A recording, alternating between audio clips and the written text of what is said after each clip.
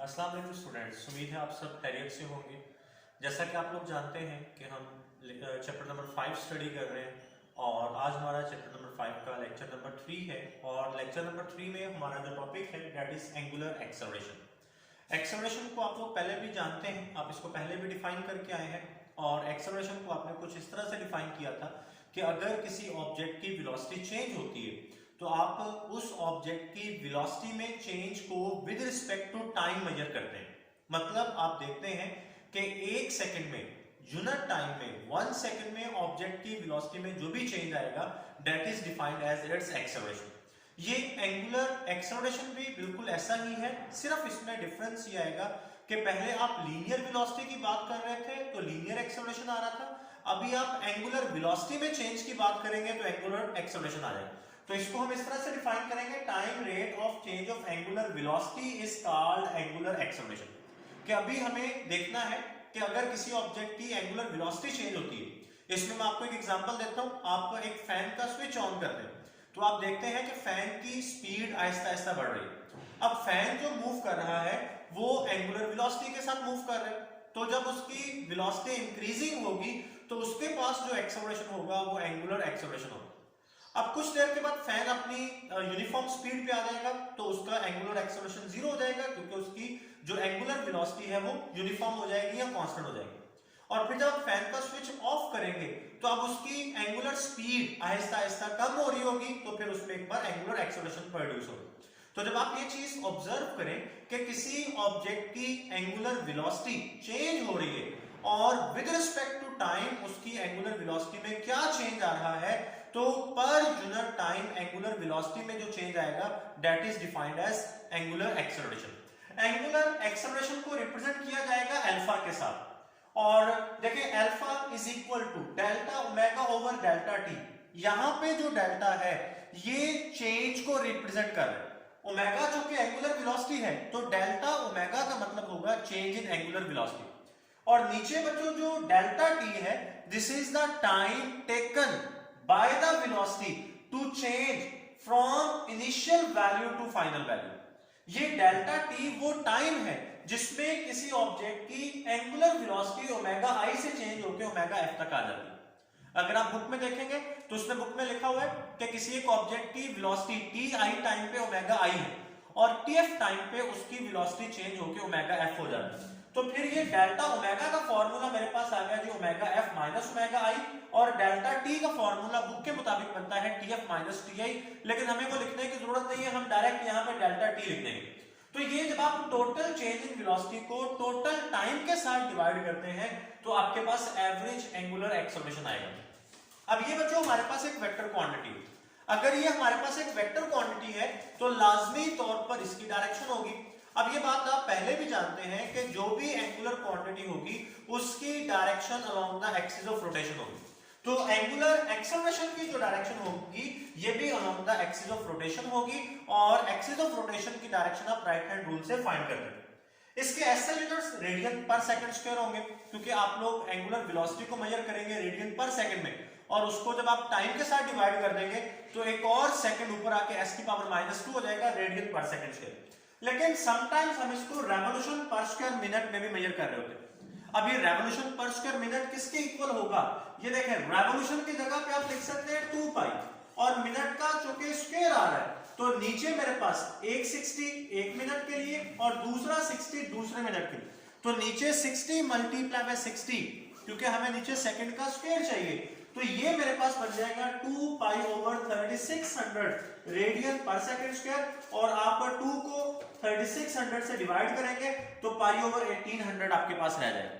तो जो हमारे पास रेवोल्यूशन पर स्क्वायर मिनट है ये पाई ओवर 1800 रेडियन पर सेकंड स्क्वायर के इक्वल होगा। अब इसके बाद एक और छोटी सी डेफिनेशन, इंस्टेंटेनियस एंगुलर एक्सेलरेशन।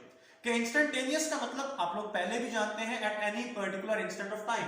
अगर आप ये डेल्टा टी को स्मॉल कर दें और आप डेल्टा टी को इतना स्मॉल कर दें कि ये जीरो को अप्रोच करना शुरू हो जाए।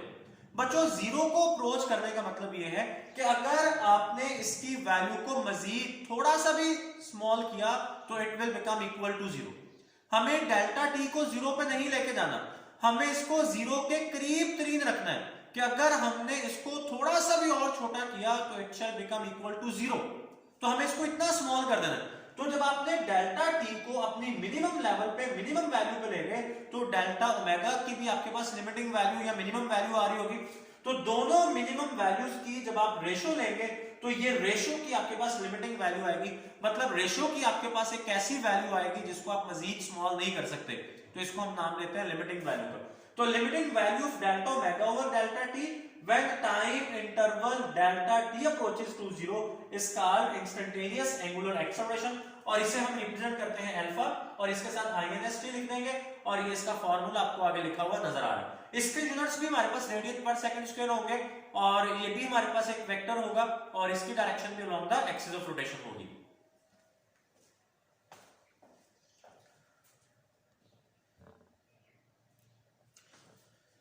जी स्टूडेंट्स, एंगुलर एक्सेलरेशन को अंडरस्टैंड करने के बाद जो हमारा नेक्स्ट टॉपिक है, जहां से दो बहुत इंपॉर्टेंट शॉर्ट क्वेश्चंस बन सकते हैं और उन शॉर्ट क्वेश्चन से पहले उसने एक छोटा सा कॉन्सेप्ट हमें बताया है रेफरेंस लाइन का, जो हमारे एग्जाम के पॉइंट ऑफ व्यू से इंपॉर्टेंट नहीं है बट हमारी अंडरस्टैंडिंग के पॉइंट ऑफ व्यू से बहुत इंपॉर्टेंट है। तो पहले उसको अंडरस्टैंड करेंगे रेफरेंस लाइन क्या है और फिर हम उन शॉर्ट क्वेश्चंस की तरफ चलेंगे जो हमसे एग्जाम में पूछे जाएंगे।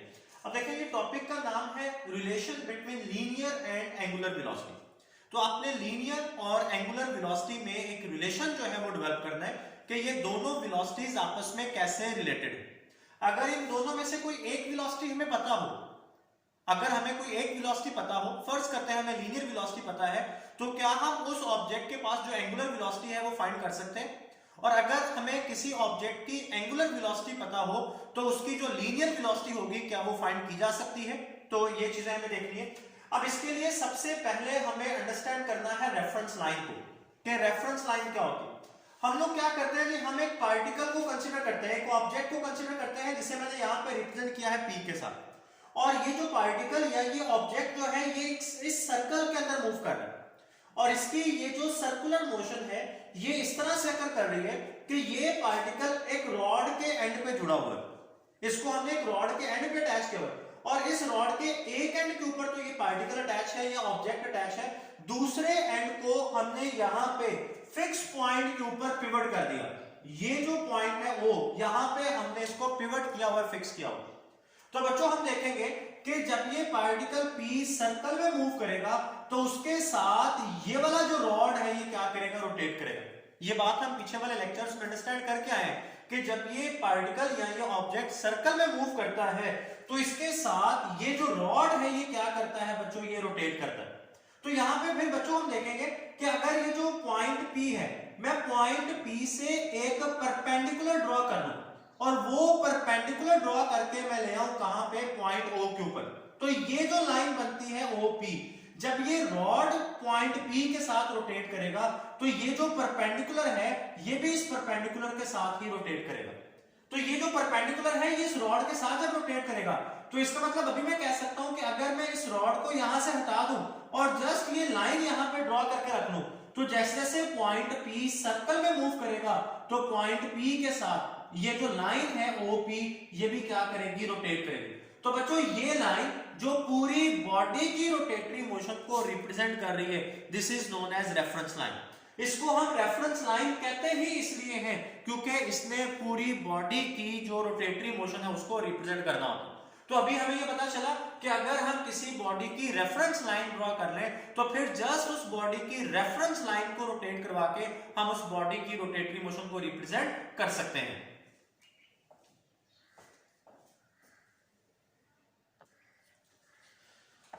स्टूडेंट्स, रेफरेंस लाइन को अंडरस्टैंड करने के बाद हम आगे चलते हैं तो एक शॉर्ट क्वेश्चन हमें नजर आता है जिसमें हमने प्रूव करना होता है V is equal to R omega. अब इसमें V जो है ये लीनियर वेलोसिटी है और ओमेगा जो है ये हमारे पास एंगुलर वेलोसिटी। और इसको हम कैसे प्रूव करते हैं? हम एक बार फिर से ये पूरा शॉर्ट क्वेश्चन का आंसर आपके सामने मैंने बना के लिखा हुआ है, आप इसको नोट कर लेंगे और एज इट इज आप इसको पेपर में लिख देंगे। अब इसमें हमने एक बार फिर एक पार्टिकल या एक ऑब्जेक्ट को कंसीडर किया जो कि एक ऐसे सर्कल में मूव कर रहा है जिसका रेडियस r के इक्वल है। तो हमने कहा कि ये पार्टिकल जब सर्कल में मूव करता है तो किसी टाइम में ये पॉइंट P1 से मूव करके आता है P2 तक और जब ये ऑब्जेक्ट P1 से मूव करके P2 तक आता है तो यहां तक आने में ये जो डिस्टेंस, जो लीनियर डिस्टेंस कवर करता है, उसको हमने डेल्टा S के साथ रिप्रेजेंट कर दिया। अब ये OP, ये मेरे पास इसकी रेफरेंस लाइन, जब ये पार्टिकल P1 से मूव करके P2 तक आएगा तो ये रेफरेंस लाइन भी आगे मूव करेगी। तो बच्चों जब ये पार्टिकल डेल्टा S का डिस्टेंस कवर कर रहा होगा तो ये रेफरेंस लाइन डेल्टा थीटा का एंगुलर डिस्प्लेसमेंट कवर करेगी। तो हम इन दोनों के दरमियान रिलेशन जानते हैं, delta S is equal to R delta theta. मैं एक बार फिर से मेंशन कर दूं कि जब ये ऑब्जेक्ट लीनियर डिस्टेंस कवर करेगा in moving from P1 to P2 तो ये रेफरेंस लाइन जब उस पार्टिकल या ऑब्जेक्ट के साथ मूव करेगी तो वो angular displacement delta theta cover करेगी। तो फिर हमने यहां पे लिख दिया कि delta S is equal to R delta theta. अब इस इक्वेशन, पूरी इक्वेशन को मतलब इक्वल के साइन के दोनों तरफ आपने डेल्टा t के साथ डिवाइड करना है और फिर आपने लिमिट अप्लाई कर देनी। तो ये यहां पे मैंने लिमिट भी अप्लाई कर दी और डेल्टा t के साथ डिवाइड भी कर दी। अब ये वाली बच्चों जो साइड है मेरे पास, limiting value of delta S over delta t when delta t approaches to 0, ये मेरे पास बन जाती है लीनियर वेलोसिटी। ये क्यों लीनियर वेलोसिटी बनती है? क्योंकि यहाँ पे लीनियर डिस्टेंस आ रहा है और यहाँ से r को मैंने बाहर निकाल लिया, ये देखें, और ये लिमिट अप्लाई होगी delta theta over delta t पे, तो ये मेरे पास एंगुलर वेलोसिटी बन गई। तो मेरे पास रिलेशन बन गया v is equal to R omega. अब ये बच्चों जो मेरे पास v है ये टेंजेंशियल वेलोसिटी v कहलाती है। और आप देखें, अगर आपको किसी एक ऑब्जेक्ट का रेडियस पता हो, आपको पता हो उसकी एंगुलर वेलोसिटी, तो आप उसकी लीनियर वेलोसिटी निकाल सकते हैं। और अगर आपको उसकी लीनियर वेलोसिटी पता हो, रेडियस पता हो, रेडियस को इधर लाके डिवाइड करके आप उसकी एंगुलर वेलोसिटी निकाल सकते हैं। अब यहाँ पे टेंजेंशियल वेलोसिटी की डेफिनेशन भी लिखी गई है कि जब कोई एक ऑब्जेक्ट सर्कल में मूव करता है तो इसकी वो वेलोसिटी जिसके साथ वो सर्कल के सर्कमफेरेंस में मूव कर रहा होता है और जिसकी डायरेक्शन हमेशा along the tangent to the circle होती है। क्यों? क्योंकि यहाँ पे बच्चों, यहाँ पे इस इक्वेशन पे जब आपने ये लिमिट अप्लाई की थी तो लिमिट अप्लाई करने का मतलब था कि आपने डेल्टा t को बहुत स्मॉल कर दिया। और जब आपने डेल्टा t को स्मॉल के देखें, आप ये कह रहे होते हैं कि ये जो पार्टिकल है ये डेल्टा t टाइम में यहां से P1 से मूव करके P2 तक आता है। तो अगर आप इस डेल्टा t को कम करते जाएंगे तो डेल्टा S स्मॉल होता जाएगा। तो आपने डेल्टा t को इतना स्मॉल कर दिया कि ये जीरो को अप्रोच करना शुरू हो गया, तो इसका मतलब डेल्टा S भी बहुत स्मॉल हो जाएगा। अब डेल्टा S इतना स्मॉल हो जाएगा कि इसको जब आप यहाँ पे ड्रॉ करेंगे या लाइन बनाएंगे तो ये अलोंग द टेंजेंट बनेगी। तो जब आप लिमिट अप्लाई करते हैं तो फिर इस वेलोसिटी की डायरेक्शन अलोंग द टेंजेंट आती है। तो वो वेलोसिटी जिसके साथ कोई ऑब्जेक्ट सर्कल के सर्कमफेरेंस पे मूव करता है और फिर उस वेलोसिटी की डायरेक्शन हमेशा along the tangent to the circle होती है, उस वेलोसिटी को हम लोग नाम देते हैं टेंजेंशियल वेलोसिटी का, और उसे रिप्रेजेंट किया जाता है vt के साथ। और इसके हमारे पास जो यूनिट्स बन रहे होते हैं वो मीटर पर सेकंड बनते हैं।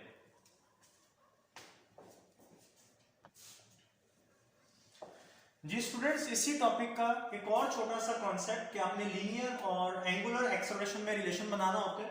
तो ये जो आपने इक्वेशन बनाई है, इक्वेशन ए, आप इस इक्वेशन को दोनों तरफ डेल्टा t के साथ डिवाइड कर दें। तो जब आप v ओवर डेल्टा t करेंगे तो ये टेंजेंशियल एक्सेलरेशन या लीनियर एक्सेलरेशन बन जाएगा, और ओमेगा ओवर डेल्टा t करेंगे तो ये अल्फा बन जाएगा, एंगुलर एक्सेलरेशन। तो at is equal to R alpha, इसको आप नाम दे सकते हैं इक्वेशन b का। अब इन दोनों इक्वेशन से हमारे पास ये रिजल्ट निकलता है कि किसी एक रोटेटिंग बॉडी के ऊपर जितने भी पॉइंट्स होंगे उनका एक्सिस ऑफ रोटेशन से चाहे जितना भी डिस्टेंस बन रहा हो, डिफरेंट बन रहा हो, सेम बन रहा हो, उन तमाम पॉइंट्स की जो एंगुलर क्वांटिटीज होंगी वो सेम होंगी। मतलब उन तमाम पॉइंट्स का जो एंगुलर डिस्प्लेसमेंट होगा, जो एंगुलर वेलोसिटी होगी और एंगुलर एक्सेलरेशन, किसी एक रोटेटिंग बॉडी के ऊपर जितने भी पॉइंट्स होंगे वो एक्सिस ऑफ रोटेशन से डिफरेंट डिस्टेंस पे होंगे, बट उनका एंगुलर डिस्प्लेसमेंट, उनकी एंगुलर वेलोसिटी और उनका एंगुलर एक्सेलरेशन सेम होगा। लेकिन उसी बॉडी के ऊपर एक्सिस ऑफ रोटेशन से डिफरेंट डिस्टेंस पे जो पॉइंट्स आ रहे होंगे उनकी लीनियर डिस्टेंस, उनकी लीनियर वेलोसिटी और उनका लीनियर एक्सेलरेशन आपस में डिफरेंट होगा। तो ये छोटे छोटे से कॉन्सेप्ट्स है, उम्मीद है आपको ये समझ आ गए होंगे। अगले लेक्चर तक के लिए इजाजत दीजिए, अल्लाह हाफिज।